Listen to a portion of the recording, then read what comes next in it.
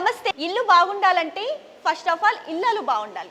మరి ఇల్లాలు హెల్తీగా ఉండాలంటే మనలో చాలా మంది బోలెడంత వర్క్ చేస్తాం అనుకుంటారు. కానీ ప్రతి ఒక్కరికి మినిమం వ్యాయామం అనేది చాలా ఇంపార్టెంట్. సో ఈ రోజు నేను వితౌట్ ఎక్విప్మెంట్స్తో బేసిక్ వ్యాయామం ఎలా చేయాలో చూపించబోతున్నాను. ప్రస్తుతం మనమైతే ఉన్నాము హైటెక్ సిటీలోని పీపుల్ ఫిట్నెస్ సెంటర్లో. ప్రజెంట్ మనతో పాటు ఉన్నారు టీమ్ ఫిటాలిక్ నుంచి ట్రైనర్ హారిక గారు. హలో హారిక గారు, how are you? Hi, I'm good. How are you doing? Yeah, I'm also fine. So మనకి ఈ ఎక్సర్సైజ్ వ్యాయామం అనేది అవసరమా అంటే ఏం చెప్తారు మీరు? సి ఎవ్రీ వన్ లైక్ మనం మార్నింగ్ నుంచి ఏదో ఒక వర్క్ చేస్తూ ఉంటాం ఇంట్లో కానీ బయట కానీ. బట్ అందరూ అన్ని మజిల్స్ మన బాడీలో యూటిలైజ్ చేసి యాక్టివ్గా ఉంటే మనకి లాంగర్ టర్మ్లో డిసీజెస్ రాకుండా, ఏ హెల్త్ ఇష్యూస్ రాకుండా మనకు చాలా హెల్ప్ అవుతుంది. సో అందుకే వర్కౌట్ అనేది ఇంట్లో చేసినా, మనం జిమ్ ఎక్కడ చేసినా కూడా మినిమం బేసిక్ వర్కౌట్స్ ఎవ్రీడే చేయడం అనేది ప్రతి ఒక్కరికి చాలా అవసరం. చాలా మంది కూడా చాలా వర్క్ చేస్తుంటారు. సో ఇంట్లోనే వాళ్ళ వర్క్ అంతా డే అంతా గడిచిపోతుంది.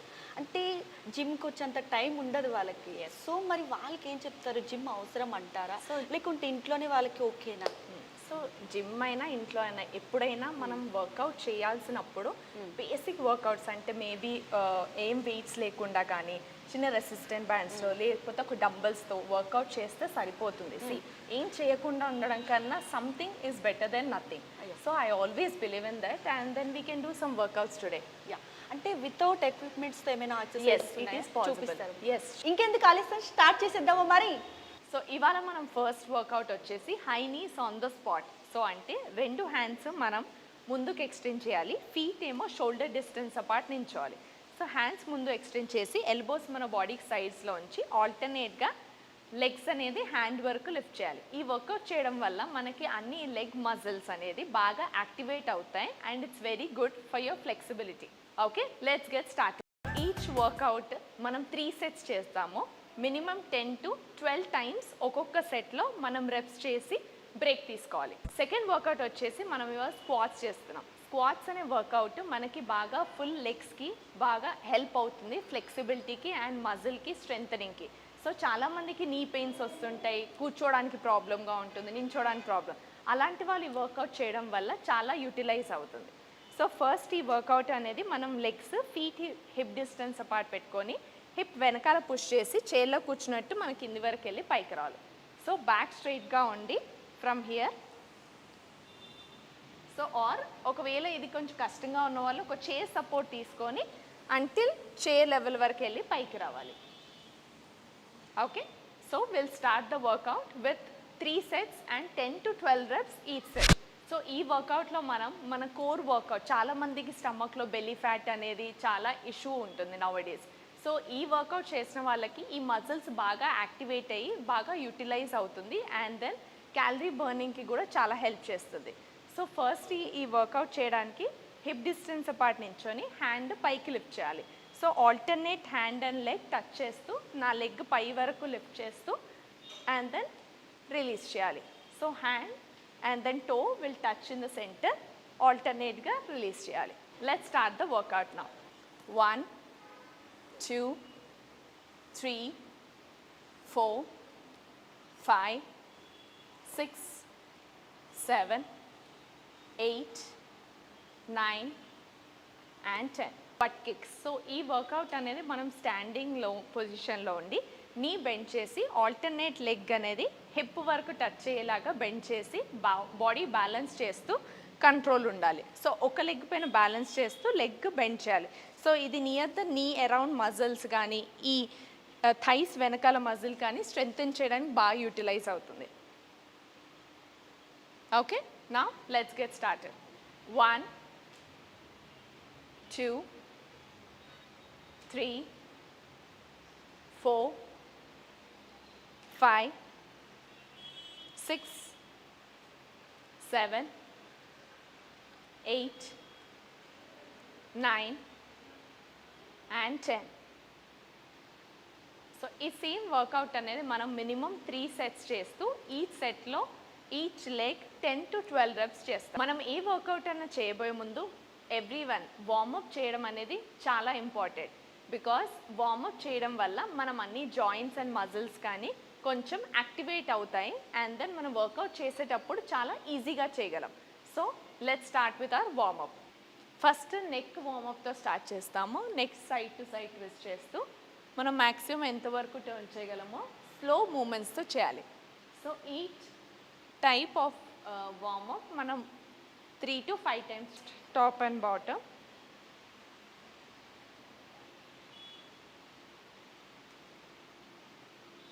Four and 5. ఇప్పుడు ఫుల్ సర్కిల్స్ చేయకుండా half side to side. So ఎప్పుడు గుర్తుపెట్టుకోండి, వార్మప్స్ అనేది మనం స్లోగా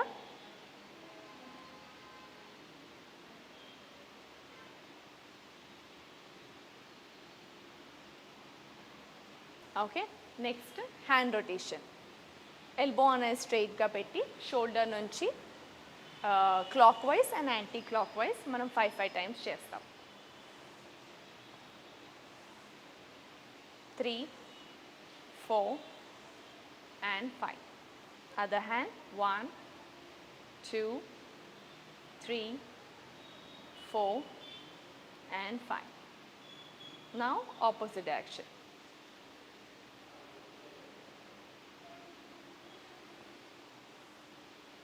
సో ఏదైనా మనం వార్మప్ మూమెంట్ చేసేటప్పుడు మనకి ఏదైనా పెయిన్ వస్తుందంటే అది అవాయిడ్ చేసుకోవచ్చు. ఇప్పుడు నెక్స్ట్ 2 హ్యాండ్స్ లిఫ్ట్ చేసి లెగ్ స్లైడ్గా హీల్ లిఫ్ట్ చేసి ఆల్టర్నేట్ సైడ్కి టర్న్ చేయాలి.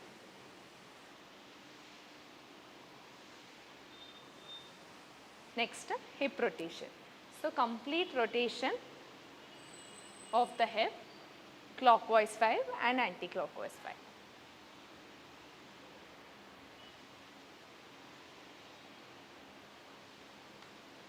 Now other direction. 1, 2, 3, 4 and 5.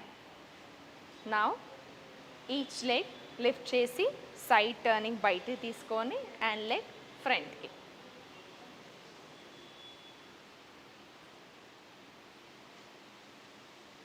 3,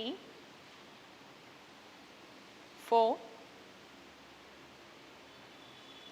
and 5. Now other leg into out and then out to in. Each moment మనం బ్యాలెన్స్తో స్లోగా చేయడం అనేది చాలా ఇంపార్టెంట్. బాడీ స్ట్రైట్గా ఉంచి బాడీ టర్న్ అవ్వకుండా ఓన్లీ లెగ్ మూమెంట్. నా హ్యాండ్స్ 2 ముందుకు ఎక్స్టెండ్ చేసి ఎల్బో స్ట్రైట్గా పెట్టి wrist circles clock wise 5 anti clock wise 5. And then both the hands open and close.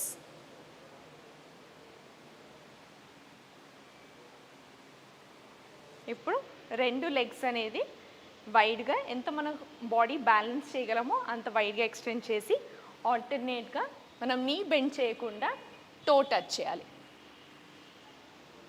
Other hand వచ్చేసి స్ట్రైట్గా లిఫ్ట్ చేసి బ్యాలెన్స్ చేయాలి. 6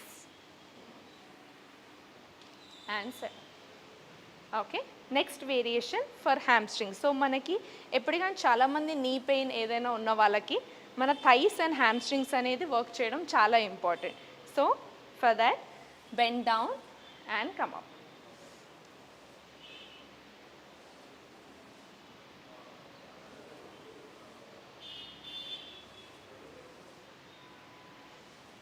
and 5. Okay. Next variation in the warmup మనం ఏం చేస్తున్నాం అంటే క్యాట్ అండ్ కౌ స్ట్రెచ్ అంటారు. ఇక్కడ మన వ్రిస్ట్ అనేది షోల్డర్ కింద ఉండాలి, నీ అనేది హిప్ కింద ఉండాలి. సో మన బ్యాక్ ఆల్టర్నేట్గా ఇన్హేల్ చేస్తూ తల పైకని హిప్ వెనకాల పుష్ చేయాలి, ఎక్సేల్ చేస్తూ తల లోపలికి అనాలి.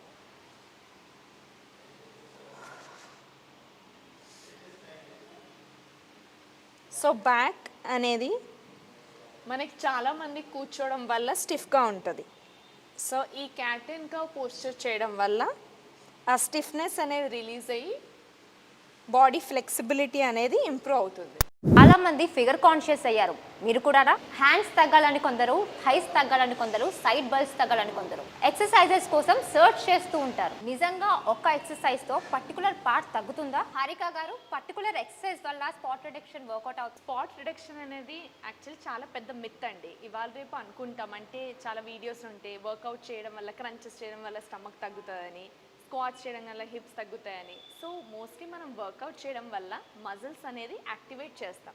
బట్ ఎప్పుడైనా మనం వర్కౌట్ చేయడం వల్ల మనకు హెల్తీగా ఉంటాం, ఎందుకంటే బాడీ మూమెంట్ ఉంటుంది. బట్ మనం ప్రాపర్ డైట్ ఫాలో అవుతూ డైలీ యాక్టివ్గా ఉండు, అంటే వాకింగ్ చేయడం కానీ ఏదో ఒకటి. సో యాక్టివ్గా ఉంటూ అప్పుడు వర్కౌట్ చేయడం వల్ల మనకి ఫ్లెక్సిబిలిటీ వస్తుంది, స్టామినా బిల్డ్ అవుతుంది, అండ్ మనం యాక్టివ్గా ఉంటాం, హెల్తీగా ఉంటాం. సో స్పాట్ రిడక్షన్ అనేది ఎప్పుడూ వర్క్ అవ్వదు. మనం 100 కాదు, ఒక 1000 క్రంచెస్ చేసినా మనకి స్టమక్ అనేది తగ్గడం అనేది ఇంపాసిబుల్. సో సోషల్ మీడియా ప్లాట్ఫామ్స్లో చాలా ఎక్సర్సైజెస్ చాలా హార్డ్గా ఉంటాయి. మీరేమైనా ఈజీగా చెప్పగలరా? షూర్ అండి, we can do a workout నా. ఒక పర్సన్ ఎంతసేపు వర్కౌట్ చేస్తే ఎఫెక్టివ్గా ఉంటుంది?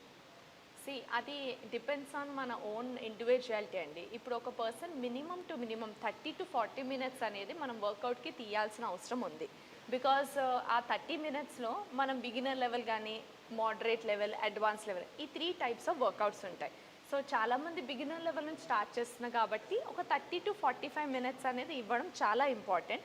అది కాకుండా ఓవరాల్గా డేలో వాక్ చేయడం కానీ, ఫుడ్ తిన్న తర్వాత వాక్ చేయడము, పడుకునే ముందు కాసేపు వాక్ చేయడం, ఇవన్నీ చాలా ఇంపార్టెంట్. బట్ ఒక 30 మినిట్స్ 40 మినిట్స్ వర్కౌట్స్తో మనం బాగా వెయిట్ లాస్ అవ్వడం అనేది అది నాట్ పాసిబుల్. ఫస్ట్ వర్కౌట్ మనం రెసిస్టెంట్ బ్యాండ్స్, ఈ థిన్ బ్యాండ్తో యూజ్ చేసి చేయొచ్చు. సో దట్ రెసిస్టెంట్ బ్యాండ్స్ అనేది మన మజిల్ పైన కొంచెం ఎక్కువ స్ట్రెస్ పడుతుంది, rather than doing without any equipment. So మన బ్యాండ్ అనేది 2 షోల్డర్ డిస్టెన్స్ అపార్ట్ హోల్డ్ చేసి, from here palm facing down extend చేస్తూ స్ట్రెచ్ చేసి హోల్డ్ చేయాలి. సో ఎల్బోస్ అనేది స్ట్రెయిట్ చేసి మన బ్యాండ్ నెక్ వరకు వచ్చేలా హోల్డ్ చేసి స్లోగా రిలీజ్ చేయాలి. సో మనం ఈచ్ వర్కౌట్ అనేది 2 to 3 సెట్స్ చేస్తూ 10 to 12 టైమ్స్ చేసి హోల్డ్ చేసి రిలీజ్ చేసేటప్పుడు స్లోగా చేయాలి. మన బ్యాండ్ ఎప్పుడు రెసిస్టెంట్ టెన్షన్లో ఉండడం వల్ల మన మజిల్ పైన ఎఫెక్ట్ బెటర్గా ఉంటుంది. 6, 7, 8, 9 and 10. సో మనం ఇదే బ్యాండ్తో మనం హ్యాండ్స్ వర్కౌట్ ఎలా చేయాలో చూద్దాం. సో ఫస్ట్ 2 బ్యాండ్ ఎడ్జెస్ని మనం ఫీట్ కింద పెట్టుకొని పామ్స్ బయటికి ఫేస్ చేస్తూ గ్రిప్ కోసమని హోల్డ్ చేస్తున్నాం. సో ఈ హ్యాండ్స్ మన చెస్ట్ వరకు లిఫ్ట్ చేస్తూ ఎల్బో దగ్గర బెండ్ చేస్తూ పైకి లిఫ్ట్ చేయాలి. 4, 5, 6, 7, 8, 9, 10. ఈజీగా ఉంటే ఇంకొక 5 ఎక్స్ట్రా రెప్స్ కూడా చేయొచ్చు మనం. 11 and 12. సో బైసెప్స్ వర్కౌట్ అనేది మనకి చాలా ఇంపార్టెంట్. బికాజ్ మనం ఇంట్లో ఎన్ని వర్క్స్ చేసినా కూడా మన హ్యాండ్స్ చాలా టయర్డ్గా అవ్వకుండా బాడీ స్ట్రెంగ్తెన్ అవుతూ మనం వర్క్ ఈజీగా చేయడానికి చాలా హెల్ప్ అవుతుంది. మనం ఎప్పుడు మన హ్యాండ్స్ చాలా లావుగా ఉన్నారని చాలామంది ఓన్లీ బైసెప్స్ పైన వర్కౌట్ చేస్తారు. బట్ మన ఈచ్ హ్యాండ్లో 2 మజిల్స్ ఉంటాయి. ఇక్కడ front biceps and triceps. So చాలామంది ఈ ట్రైసెప్స్ అనే మజిల్ వర్క్ చేయక చాలా ఫ్లాపీగా, లూజ్గా, బాగా హెవీగా కనపడుతుంది. సో అలాంటి వాళ్ళు ఈ వర్కౌట్ అనేది అస్సలు మిస్ అవ్వకూడదు. సో ట్రైసెప్ వర్కౌట్ ఎలా చేస్తామంటే మన బ్యాండ్ పైనుంచి హోల్డ్ చేయాలి ఒక హ్యాండ్తో. సో నేను రైట్ హ్యాండ్ తలపైన హోల్డ్ చేస్తూ లెఫ్ట్ హ్యాండ్తో హోల్డ్ చేసి రైట్ హ్యాండ్ పైకి లిఫ్ట్ చేస్తున్నాను. సో బ్యాండ్ టెన్షన్లో పెట్టి ఎల్బో స్ట్రెయిట్గా పెట్టి 1 సెకండ్ హోల్డ్ చేసి స్లోగా దించాలి. సో మన సపోర్ట్ కోసం ఒకవేళ బ్యాండ్ లేకపోతే మీరు టవల్తో కూడా చేయొచ్చు. సో స్లోగా పైకి పుల్ చేసి హోల్డ్ చేస్తూ స్లోగా దించాలి. 3, 4, 5, 6,